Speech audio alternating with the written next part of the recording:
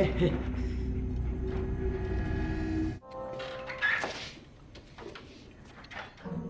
Kenapa ada nih makhluk di kamar gue? Baju lagi.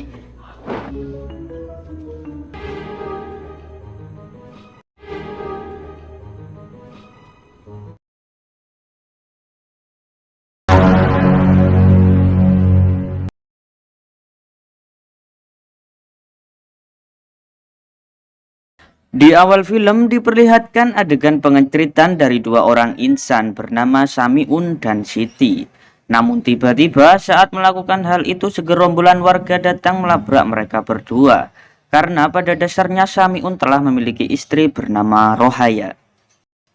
Mereka berdua yang panik karena hubungan terlarang itu diketahui semua warga memutuskan untuk mengakhiri hidup bersama dengan cara meminum racun serangga.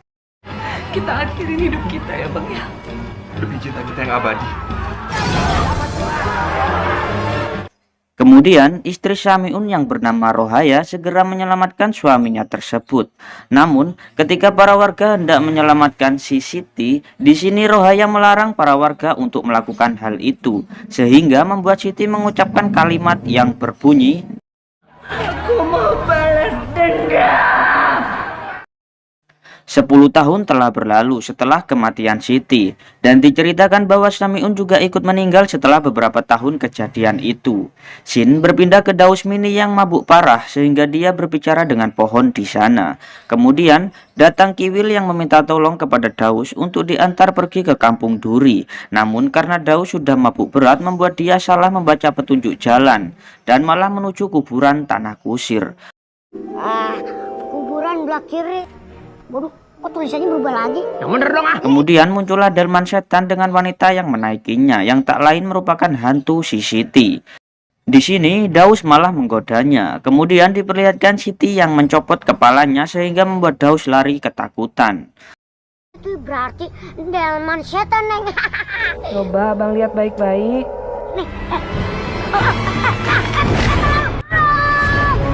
Hantu Siti kemudian menghampiri Kiwil dan duduk di sebelahnya. Betapa terkejutnya Kiwil merasakan wajah wanita itu hancur saat menyentuhnya. Shin berpindah ke pangkalan delman Jupri, adik ipar Samiun, sedang mangkal delman dari warisan kakak iparnya itu.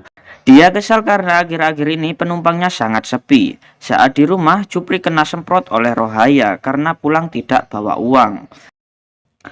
Kemudian Rohaya menyuruh Jupri berziarah ke makam Bang Samiun supaya warisan delman itu jadi berkah dan membawa banyak penumpang, sehingga dapat menghidupinya yang kini hanya seorang janda. Dia juga meminta Jupri mengantar nasi uduk pesanan Pok Janet. Kamu Mbak Janet, Pri?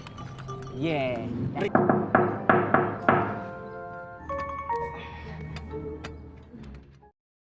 Malam harinya Rohaya yang sendiri di rumahnya diteror oleh hantu Siti yang gentayangan. Namun tiba-tiba datanglah Odong bersama wanita cantik yang sudah tak asing lagi. Dia bernama Pauline yang berprofesi sebagai wartawan. Odong mengatakan bahwa Pauline saat ini membutuhkan tempat tinggal untuk menyelesaikan tugas tulisannya tentang angkutan unik khas Indonesia.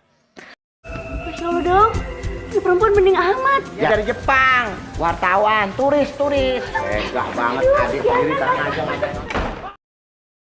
Karena kondisi keuangan yang minim, dengan senang hati Mpok Rohaya mengizinkan Pauline tinggal di rumahnya. Namun di sini dia menjadikan kamar Jupri untuk disewakan kepada Pauline. Berpindah ke Jupri yang malam-malam pergi ke kuburan setelah narik delman. Dia pergi ke kuburan Samiun untuk meminta berkah agar delmannya laris.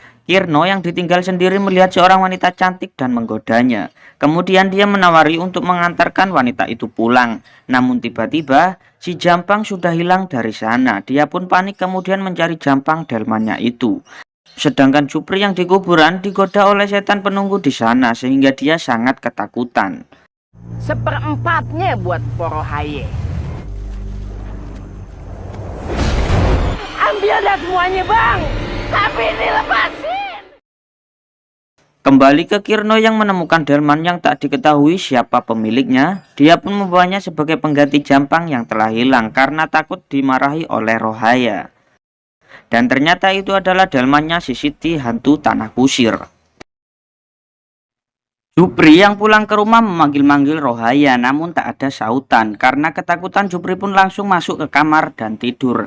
Sementara Rohaya dan Pauline ternyata sedang memasak di dapur.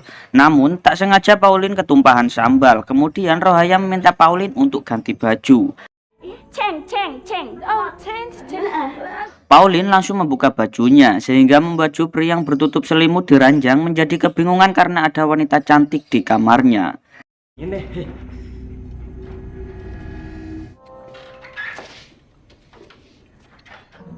Kenapa ada nih makhluk di kamar gue? Baju lagi.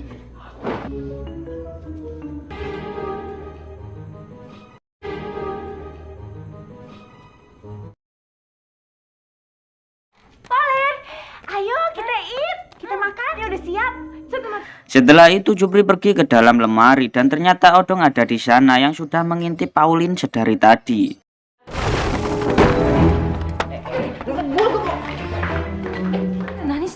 Lah tahuan kan? Ente tahu nggak? Pagi harinya Kirno mengecat kaki kuda delman itu agar mirip si Jampang supaya Jupri dan Rohaya tidak curiga. Di pangkalan delman tiba-tiba banyak orang yang datang untuk menaiki delman tersebut dan anehnya mereka lebih memilih antri daripada diantar delman lain. Sesampainya di rumah, Jupri memberikan begitu banyak uang setoran yang dia dapatkan, sehingga membuat Rohaya sangat senang mendapat uang hasil tarikan delmannya itu. Malam harinya, saat di kamar Jupri tidak menyadari kalau dia diikuti dan diganggu oleh hantunya Siti. Dan di luar, delmannya berjalan sendiri pergi dari rumah itu. Berpindah ke Kirno yang marah kepada tukang nasgor karena harganya sangat mahal. Coy, ini Jakarta, bukan di Jogja. Kalau mau murah, pakai telur sendiri. Kemudian dia melihat Kiwil yang memesan nasgor kepada pohon. Karena kasihan, Kirno mengantarkannya ke tukang nasgor tadi. Di sana akhirnya Kiwil memesan nasgor. Sementara di jalan, Kirno didatangi oleh Siti si hantu tanah kusir, yang membuat Kirno pingsan karena ketakutan. Siti hantu tanah kusir, Mas.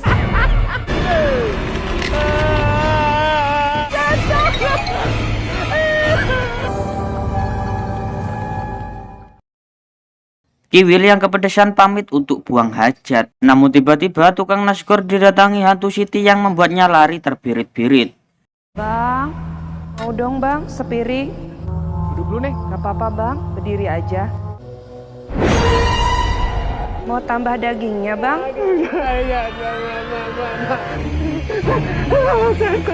Kiwil yang selesai beol kembali ke tempat itu dan melanjutkan untuk makan. Kemudian dia meminta telur dan hantu Siti yang berada di sebelahnya mengambil bola matanya yang membuat Kiwil ketakutan saat menyadarinya. Pasti lo lagi deh. Pagi harinya, Kirno terkejut karena dia tidur di kuburannya Siti si hantu tanah kusir. Kemudian diperlihatkan Pauline yang diantar Jupri naik delman untuk jalan-jalan keliling kampung. Mereka meninggalkan Odong yang sudah siap untuk ikut. Kemudian Rohaya menyuruh Odong untuk mengantarkan nasi uduk pesanan Pok Janet. Sampainya di rumah Janet, Janet mengira Odong adalah Jupri. Dia pun menyuruh agar langsung masuk ke kamarnya saja. Namun tiba-tiba Janet terkejut mengetahui bahwa yang mengantarkan nasi uduk bukanlah Jupri. Yang bener dong, Jupri. Tanganmu tuh enak. Jupri. Bersamaan dengan kepulangan suaminya tanpa memberi kabar. Karena merasa ada yang aneh, suaminya mencari seorang di sana. Namun di sini dengan pintarnya Odong malah berpura-pura menjadi tukang keran air yang membuat dia terselamatkan.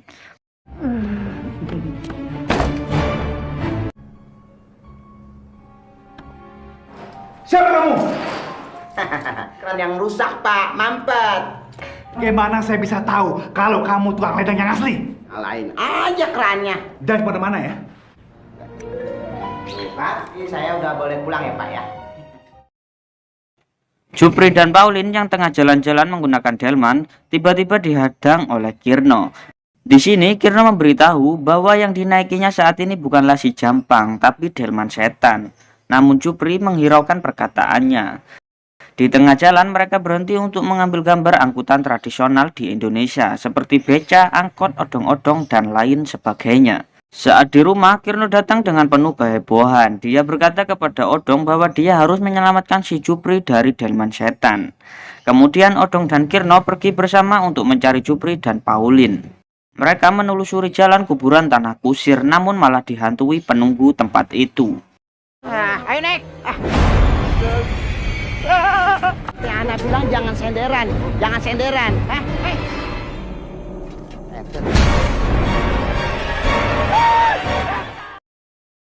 Jupri dan Pauline berhenti untuk membeli minuman di warung nenek-nenek. Nenek itu berkata kalau saat ini Jupri sedang diikuti, dan lagi-lagi Jupri menghiraukan perkataannya dan malah mengira bahwa nenek itu nenek genit. Ada yang ngikutin kamu. Udah megang, jangan lama-lama. Udah tua. Kemudian Pauline dan Jupri bercanda gurau di warung itu. Pauline melihat busa di bibir Jupri dan memberitahunya. Namun karena keterbatasan bahasa Jupri, Jupri malah mengira Pauline ingin yang aneh-aneh. Nggak ada orang lihat. Nenek. Jus. Oke, Jeffrey. Sementara itu, Odong dan Kirno yang berseteru masalah pocong menemukan si Jampang yang kemarin telah hilang, dan dia pun membawanya pulang. Di rumah, Rohaya kembali diteror oleh hantu Siti sampai pingsan, dan Kirno yang baru sampai di rumah menolongnya.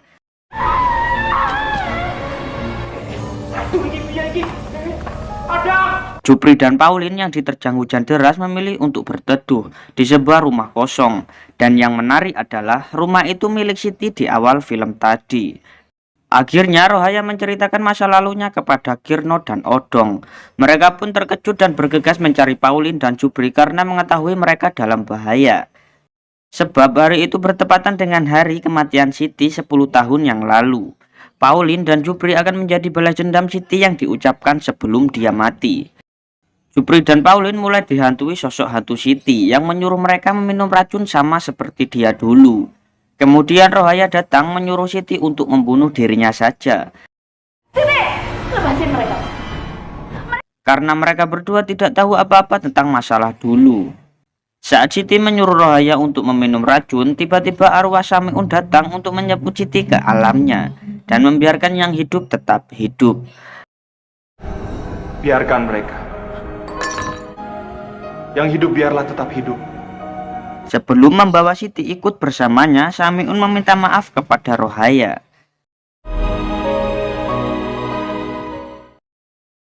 Beberapa hari telah berlalu. Diperlihatkan sebelum Pauline pulang ke Jepang, Jupri mengajaknya keliling sambil memakai baju adat tradisional. Mereka menaiki delman bersama Kirno, Odong, dan juga Kiwil yang ditemukan di pinggir jalan. Saat hendak menyeberang, tiba-tiba